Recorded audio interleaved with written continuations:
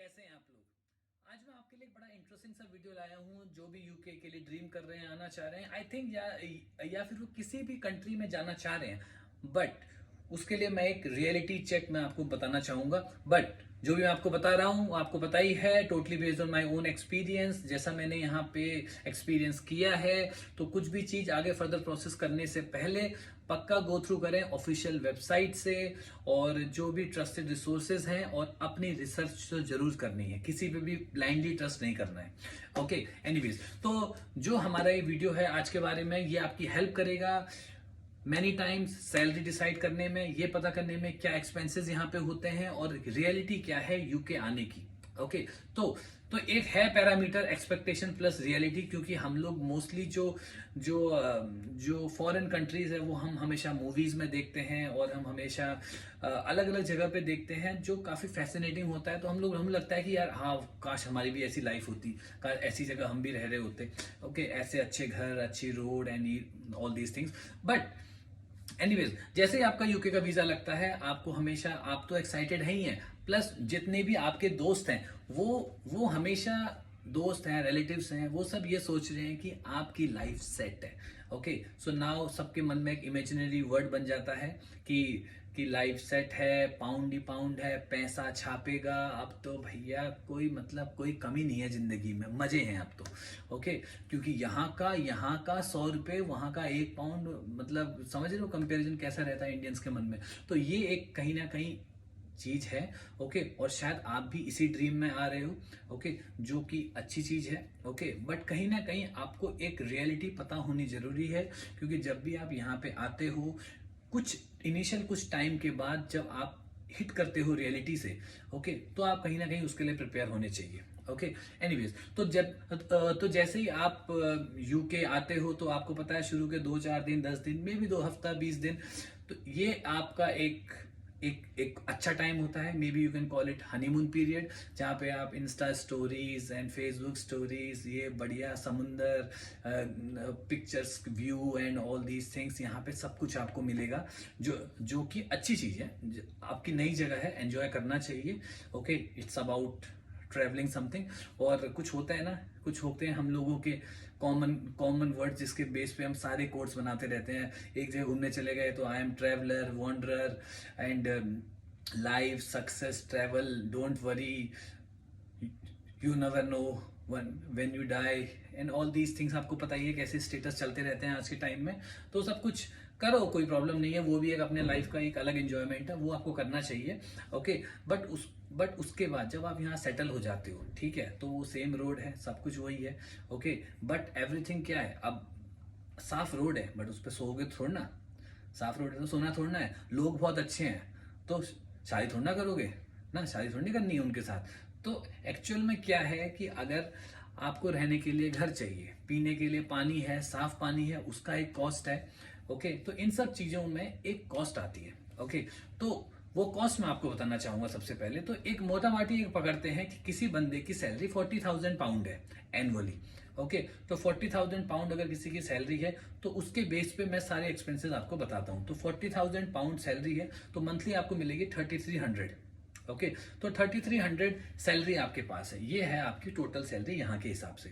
Okay, but अब 3300 पे सबसे पहला आता है टैक्स। ओके, तो अगर किसी की 3300 सैलरी है, तो यहाँ पे नॉर्मल टैक्स स्लैब 10%, 50%, 20% जो भी आपका चलेगा। बट मैं आपको एक आइडिया देता हूँ कि 3300 में जो सैलरी में जो टैक्स कटेगा, वो 761 पाउंड का टैक्स कटेगा, जो इंडियन करेंसी में 76,000 होता है। ओके, तो जो ये बोलते हैं कि मेडिकल फ्री है, एजुकेशन फ्री है, ये सब टैक्स है।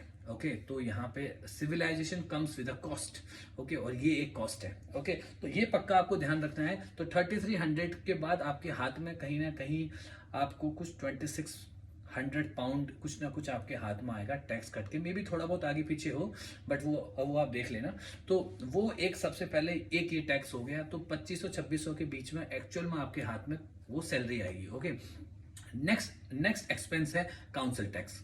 ओके, काउंसिल टैक्स में आपका एक काउंसिल टैक्स आता है, plus water, plus waste water. मेरे पास कल ही काउंसिल टैक्स का पूरा एक लेटर आया है, जिसमें उन्होंने लिखा है कि 2021-22 का जो एंटायर कॉस्ट है वो है 1561 पाउंड, रफली 1.5 लाख या 1.5 लाख रुपए कुछ। ओके, तो वो है, तो 1561 पाउंड, तो आप महीने का फिर भी मान के चल सकते हो कि 120 पाउंड आप महीने का ये भी एक एक्सपेंस जोड़ना पड़ेगा। सैलरी, टैक्स, काउंसिल टैक्स, तो 120 पाउंड ये भी आप कहीं ना कहीं जोड़ सकते हो। उसके बाद आता है इलेक्ट्रिसिटी और गैस। सही है, इलेक्ट्रिसिटी यहाँ पे इधर उधर ब्लिंक ब्लिंक नहीं करती है, बट वो एक अलग चीज है, ठीक है, अच्छी बात है। ओके, पानी काफी साफ है, सब कुछ है, बट और गैस का एक कॉस्ट है, तो वो इलेक्ट्रिसिटी और गैस का आपका एक अलग कॉस्ट है। तो एक नॉर्मल आदमी जो जो खर्चा कर रहा है, ओके, जो नॉर्मली यूज करता है, खाना बना रहा है 2-3 टाइम या जो भी है, तो उसका दोनों में इलेक्ट्रिसिटी 40 पाउंड और गैस बिल 40 पाउंड, 40 पाउंड में उनका महीने का आराम से कट सकता है, जो कि मेरा एक्सपीरियंस यहाँ पे जिस तरीके से है। ओके, तो ये सबसे पहले एक चीज और है। ओके, तो 80 पाउंड आप ये भी ऐड करो अपने एक्सपेंसेस में। उसके बाद आता है, शायद सबसे पहले आता है जो है, हाँ, घर का रेंट। ओके, तो घर का रेंट एक बहुत इंपॉर्टेंट चीज है, क्योंकि लिविंग इज कॉस्टली हियर। जहाँ पे मैं हूँ, ये एक स्मॉल सिटी है एक्चुअल में, तो यहाँ पे तो मेरा रेंट तो 475 पाउंड है एक्चुअल में, वो भी मेरा एम्प्लॉयर पे कर रहा है।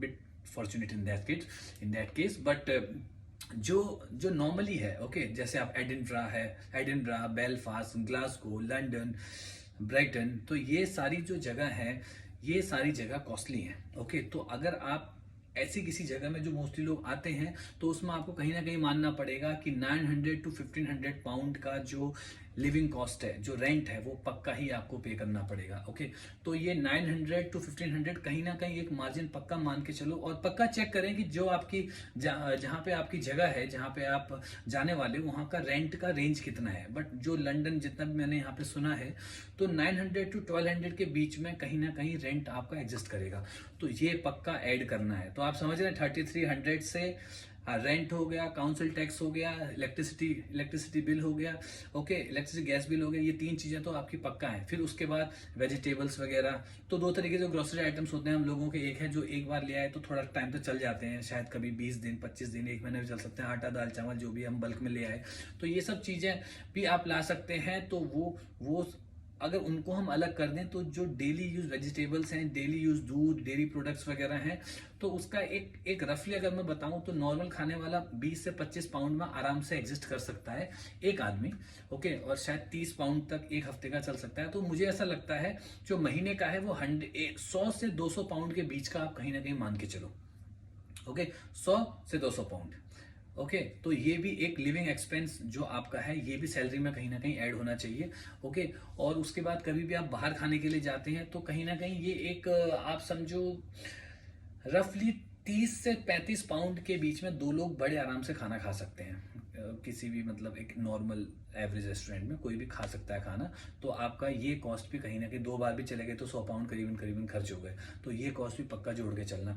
तो और फिर इसके बाद आप जब इतना दूर आए हो, लोगों ने आपको पहले से ही राजा बना के भेजा है, क्योंकि आपको सब लोग तो सोच रहे हैं ना, आप तो अब राजा हो, आपके पास तो पैसा ही पैसा है ना, भाई English speaking country, rich country, developed nation. तो अगर आप वो कहीं ना कहीं आपको प्रूफ भी करना पड़ता है, और प्रूफ करने के लिए चाहिए आपको सेविंग। तो एटलीस्ट यहाँ पे आके अगर आप 50 से 1 लाख रुपए सेव ना कर पाओ, तो फायदा क्या? कोई फायदा नहीं है, क्योंकि आप टैक्स दे रहे हो। ओके, अब मेडिकल सर्विसेज वगैरह जो भी है, आप कह रहे हो मेडिकल फ्री है, लेकिन फ्री थोड़ा है। जब आप वीजा के लिए अप्लाई कर रहे हो, तो आप एक IHS फीस पे कर रहे हो। ओके, तो IHS फीस आपका ये पूरा ये मेडिकल कॉस्ट ही तो है।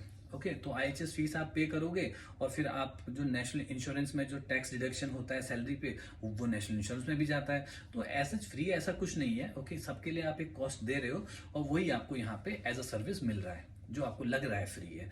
ओके, तो ऐसा कुछ नहीं है, ठीक है। तो ये सब चीजें भी पक्का आपको रखना है। एटलीस्ट आपकी सेविंग जो 50 से 1 लाख के बीच में सेविंग कहीं ना कहीं हो।